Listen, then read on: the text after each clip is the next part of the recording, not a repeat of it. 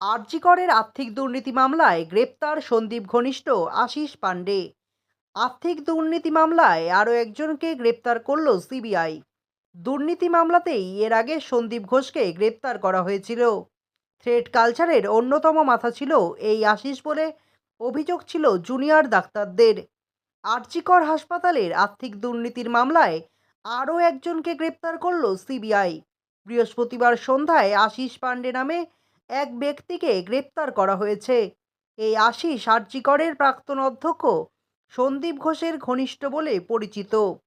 আরজি কর হাসপাতালের তরুণী চিকিৎসক মৃত্যুর ঘটনার তদন্তের পাশাপাশি আর্থিক দুর্নীতি মামলার তদন্ত করছে সিবিআই।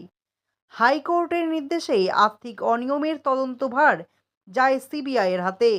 দুর্নীতি মামলাতেই এর আগে সন্দীপ ঘোষকে গ্রেপ্তার করা হয়েছিল। পাশাপাশি আর্থিক দুর্নীতি মামলায় একাধিক জনকে জিজ্ঞাসাবাদ করেছে সিবিআই। এই আশিস পাণ্ডেকেও জিজ্ঞাসাবাদ করা হয়েছিল বলে সূত্রের খবর। আরজি কর হাসপাতালের টেন্ডার দুর্নীতি, হাসপাতালের বর্জ্য নিয়ে আর্থিক অনিয়ম, হাসপাতালের মর্গেও একাধিক আর্থিক অনিয়মের অভিযোগ তোলা হয়েছিল। এই অভিযোগের সঙ্গে সন্দীপের সরাসরি যোগাযোগ ছিল বলে অভিযোগ তোলা হয়।